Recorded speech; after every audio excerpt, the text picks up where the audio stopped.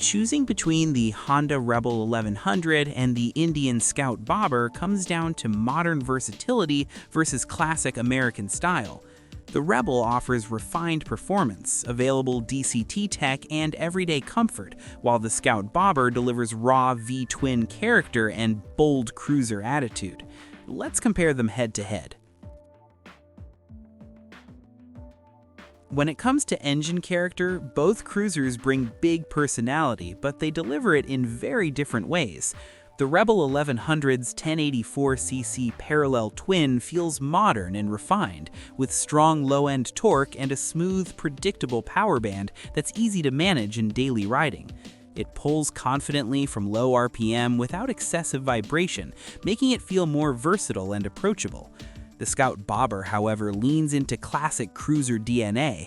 Its 1133cc V-twin delivers a deeper, more muscular punch, with that unmistakable throaty rumble and a traditional torque-heavy attitude.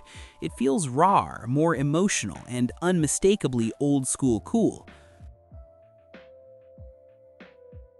Power and performance clearly separate these two cruisers in the specs. The Honda 1100 delivers around 86 horsepower and about 72 pound-feet of torque, giving it quick acceleration with a smooth, refined power band. Its sporty throttle response and lighter feel make it surprisingly agile for a cruiser. The Scout Bobber, however, brings more muscle with roughly 100 horsepower and around 72 pound-feet of torque. That extra horsepower translates into stronger straight-line performance and a harder top-end pull, especially when accelerating at highway speeds. Both bikes are impressively fast, but the Scout feels more aggressive when you open it up, delivering more raw punch and stronger high-speed acceleration overall. Transmission options are a major advantage for the Honda Rebel 1100, especially for riders who value convenience and versatility. Honda offers the Rebel with either a traditional manual gearbox or its innovative dual-clutch transmission automatic. The dual-clutch transmission automatic option delivers smooth, clutch-free shifting, making stop-and-go traffic, commuting, and long-distance touring far less tiring. Riders can enjoy automatic mode for relaxed cruising or manual-style paddle shifting for more control. This flexibility makes the Rebel approachable for newer riders and appealing to experienced riders seeking comfort. In contrast, the Scout Bobber comes only with a manual transmission, keeping things classic but less adaptable for daily use. For modern convenience and touring ease, the Rebel stands out. Handling and agility are areas where the Rebel 1100 clearly feels more modern and versatile. Its lighter weight and balanced chassis make it easier to maneuver at low speeds and more confident when leaning into corners. The Rebel feels surprisingly nimble for a cruiser, with quicker steering response that works well for city riding, twisty roads, and everyday commuting. It's a bike that feels friendly and athletic rather than heavy and slow to react. The Scout Bobber, on the other hand, carries more weight and a longer, more traditional cruiser stance. It feels stable and planted in a straight line, but it takes more effort to hustle through tight turns. For riders who want sharper cornering and easier control, the Rebel has the advantage. Comfort and practicality favor the Rebel 1100, especially for riders who plan to spend longer hours in the saddle. The Rebel offers more relaxed ergonomics with a balanced riding position that feels comfortable for commuting, weekend trips, and even touring. Its seat and suspension tuning provide a smoother ride over rough pavement, making it easier to enjoy extended journeys without fatigue. The Rebel also feels more versatile as an everyday cruiser, with a calmer, more user-friendly setup. The Scout Bobber emphasizes style and attitude with a lower, smaller seat and a firmer ride that can become uncomfortable on longer rides. It looks great, but comfort takes a back seat. For real-world usability and ease of long-distance use, the Rebel stands out. Technology and rider aids are clear strengths of the Rebel 1100, giving it a more modern, confidence-inspiring feel. Honda equips the Rebel with multiple ride modes, allowing riders to adjust throttle response and power delivery based on conditions. Traction control adds extra stability on wet or slippery roads, while cruise control is a huge benefit for highway touring and long-distance comfort. These advanced electronics make the Rebel not only more convenient, but also safer and easier to ride every day. The Scout Bobber takes a more traditional approach, focusing on raw cruiser simplicity with fewer rider assists and less onboard tech.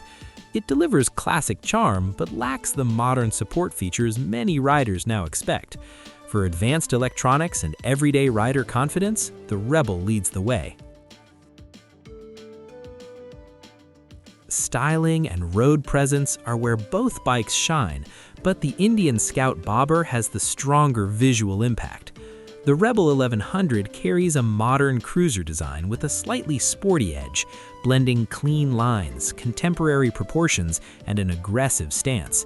It looks sleek and purposeful, appealing to riders who want a fresh, updated take on the cruiser formula. The Scout Bobber, however, is widely considered one of the best-looking bobbers on the market.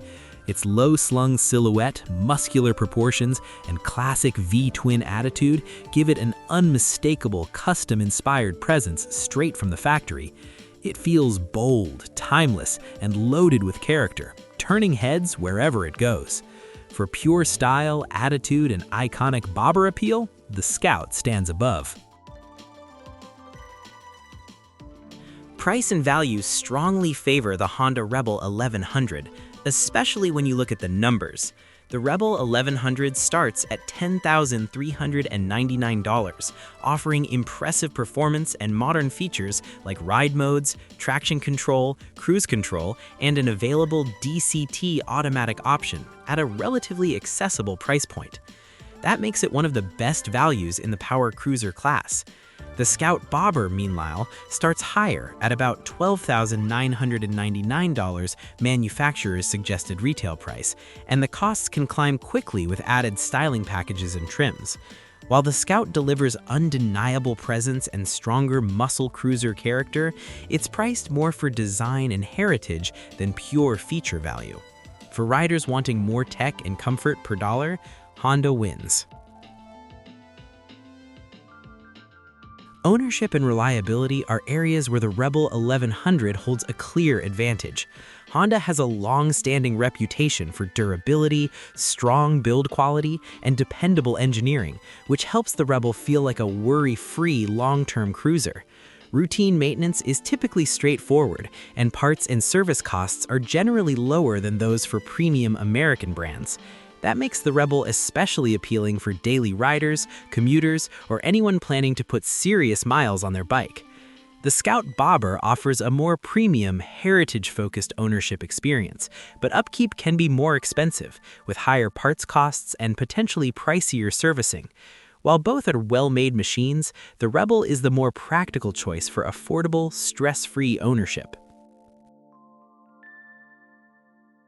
The Scout Bobber impresses with raw power and stripped-down old-school style, but the Rebel 1100 wins where it counts for most riders. It's the most complete cruiser. Honda's available DCT makes city riding and long trips easier for newer or daily riders. The Rebel also brings more modern tech, from rider modes to traction control, without feeling complicated. Comfort is better over distance, the suspension and chassis feel sharper in corners, and the bike is simply easier to live with day to day. Add in Honda's reliability and a price that undercuts much of the competition, and the Rebel 1100 stands out as the smartest all-around choice in this class.